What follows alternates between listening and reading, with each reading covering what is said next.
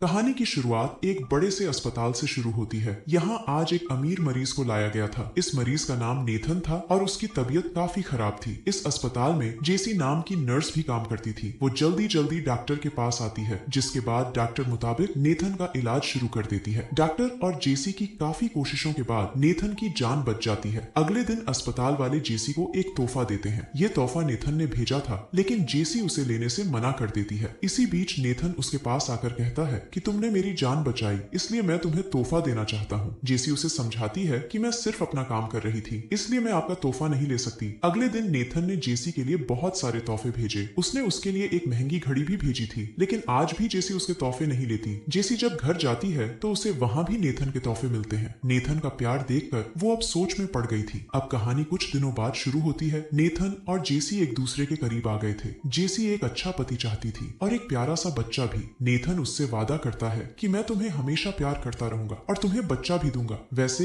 Nathan की पहली बीवी एक हादसे में मर गई थी और उसका एक जवान बेटा भी था। उसने ये बातें जेसी को पहले ही बता दी थी और उसकी बातें सुनकर भी जेसी उससे शादी करने को तैयार थी। कुछ ही दिनों बाद दोनों की शादी हो गई। नेथन काफी अमीर बंदा था, इसलिए उसकी शादी में बड़े बड़े लोग शामिल होते हैं। शादी के बाद जेसी नेथन का घर देखने लगी। घर देखते देखते वो स्टेबल में आ जाती है और वहां उसे नेथन का बेटा सैम घोड़सवारी करते हुए दिखता है। घोड़सवारी करने के बाद वो जेसी के पास आता है और उसे शादी की बधाई देता है। इसी बीच नेथन भी उनके पास आ गया और सैम उसे शादी की बधाई देकर चला जाता है। उसके जाते ही नेथन जेसी को सैम के बारे में बताने लगा। वो बताता है कि सैम भले ही अमीर घर का बेटा है, लेकिन वो छोटे मोटे काम करता है और एक छोटे से कैबिन में ही रहता है। इसके बाद दोनों पति पत्नी अपने कमरे में आते हैं और आते ही एक दूसरे का पानी निकालने लगते हैं। अगले दिन नेथन जेसी को बताता है कि मुझे एक जरूरी काम है, इसलिए मैं एक हफ्ते के लिए बाहर जा रहा हूँ। उसकी बात सुनकर जेसी हैरान हो गई, क्योंकि वो नेथन के साथ पानी निकालना चाहती थी। नेथन के जाने के बाद जेसी अपने नए घर में बोर होने लगी थी। वो पूरा दिन चुपचाप रहती और किसी तरह वक्त बिताने की कोशिश करती। एक हफ्ते बाद नेथन आ तो जाता है, लेकिन उसे उसी रात फिर से काम पर जाना पड़ रहा था। जेसी उसे रोकना चाहती थी, लेकिन नेथन के लिए काम पहले था, इसलिए वो जेसी को समझाकर चला जाता है। अगले दिन जेसी सैम की बाइक देखती है। घर की नौकरानी सैम को जाने से रोक रही थी, लेकिन सैम अपने कैबिन में जाना चाहता था। इसी बीच जेसी आकर कहती है कि सैम को अपनी मर्जी करने दो। जेसी की बात सुनकर नौकरानी चली जाती है, जिसके बाद सैम जेसी का धन्यवाद करता है। जेसी उससे पूछती है कि तुम कहाँ जा रहे हो। सैम बताता है कि मैं अपने कैबिन में जाना चाहता हूँ। मेरा कैबिन यहाँ से 20 मील दूर है और मैं उसे नदी किनारे बना रहा हूँ। उसकी बात सुनकर जेसी कहती है कि मैं तुम्हारा कैबिन देखना चाहती हूँ। कुछ ही देर बाद सैम उसे अपनी बाइक पर बिठाकर अपने कैबिन की तरफ जाने लगा। सैम का कैबिन नदी किनारे था और जल्दी ही दोनों उस तक पहुंच जाते हैं। जेसी यहाँ आकर काफी खुश थी, क्योंकि उसे ये कैबिन काफी पसंद आ गया था। इस कैबिन में बिजली का इंतजाम नहीं था। जेसी यहाँ बिजली का इंतजाम करना चाहती थी, लेकिन सैम उसकी मदद लेने से मना कर देता है। इसके बाद वो जेसी को कैबिन में ही छोड़कर अपना काम करने लग जाता है। कुछ देर बाद जेसी को नेथन का फोन आता है। वो उसे बता देती है कि मैं इस वक्त सैम के कैबिन में हूँ और वो अपना काम कर रहा है। अगले दिन जब सैम नदी में नहा रहा था, तो उसी वक्त जेसी भी उसके पास खुद ही पहुंच जाती है। वो आते ही उसे पुकारने लगी। सैम नदी से निकलकर उसके पास आता है। जेसी उसके लिए जनरेटर लेकर आई थी, ताकि कैबिन में बिजली का इंतजाम हो सके। उसने सैम की मदद की थी और ये देखकर सैम खुश हो गया था। रात को दोनों एक क्लब में जाकर पहले दारू पीते हैं और फिर नाचने लगते हैं। सैम ने काफी दारू पी ली थी, इसलिए आते वक्त वो गाड़ी में ही सो जाता है। जेसी भी उसे नींद से नहीं जगाती, बल्कि कपड़े उतारकर नदी में नहाने लग जाती है। इसी बीच सैम नींद से जाग जाता है और जेसी का बदन देखकर वो गर्म हो जाता है। उसका दिल तो कर रहा था कि वो अभी जेसी को दबोच ले, लेकिन वो कुछ सोचकर वहीं रुक जाता है। अगले दिन सैम फिर से काम करने लगा और इसी बीच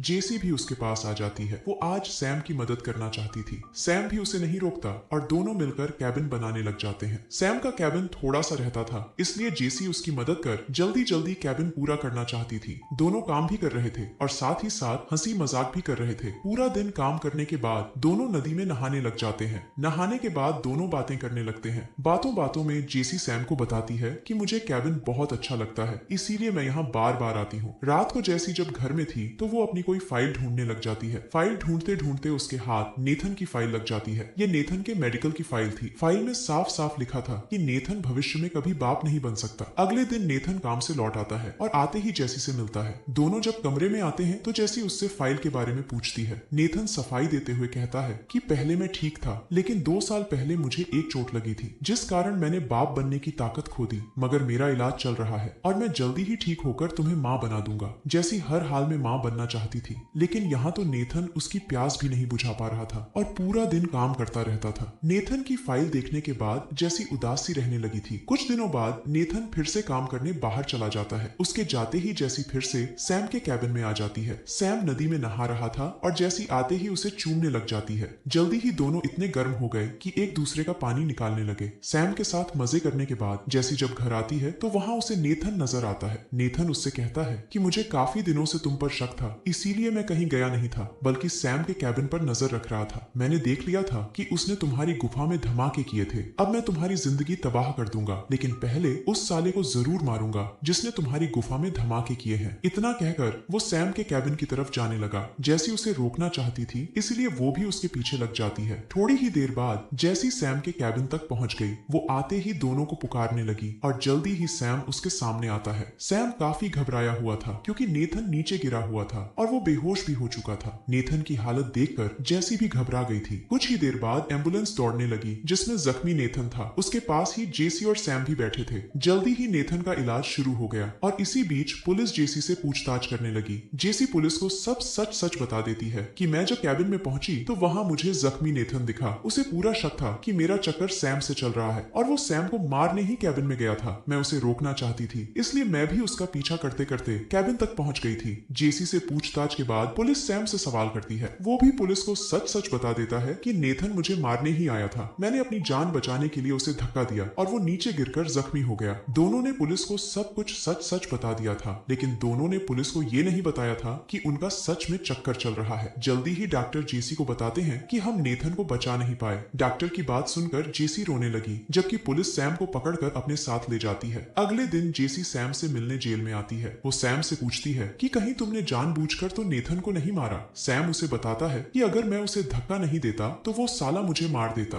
जेसी को सैम पर यकीन था, इसलिए वो उसकी बात पर भी यकीन कर लेती है। कुछ ही दिनों बाद सैम को कोर्ट में पेश किया गया। सरकारी वकील सैम को सजा दिलवाने की कोशिश में था। वो ये दिखाने की कोशिश कर रहा था कि सैम ने जानबूझकर नेथन को मारा है ताकि उसकी मौत के बाद वो उसकी दौलत पर मजे कर सके। सैम का वकील भी काफी तेज था। वो ये दिखाने की कोशिश कर रहा था कि सैम ने अपनी जान बचाने के लिए नेथन को धक्का दिया और नेथन की मौत सिर्फ एक हादसा है और कुछ नहीं। कई दिनों की कोशिशों के बाद सैम को रिहा कर दिया गया। कैबिन में जब सैम और जेसी थे तो जेसी उसे बताती है कि मैंने जानबूझकर नेथन से शादी की थी। मेरी ही एक दोस्त ने नेथन को हमारे चक्कर के बारे में बताया था ताकि वो तुम्हें मारने कैबिन में आए और फिर तुम्हारे हाथों मारा जाए। उसकी बात सुनकर सैम को इतना गुस्सा आ गया कि वो गुस्से में आकर उसे मारने की कोशिश करता है, लेकिन इस बार वो खुद ही नीचे गिरकर मारा जाता है। जेसी एक लालची और तेज तरार लेडी थी। उसने पैसों के लिए नेथन से शादी की थी और उसने दोनों बाप बेटे को भी सफाई से खत्म कर दिया था ताकि वो उनकी दौलत पर पूरी जिंदगी मजे कर सके। इसी के साथ इस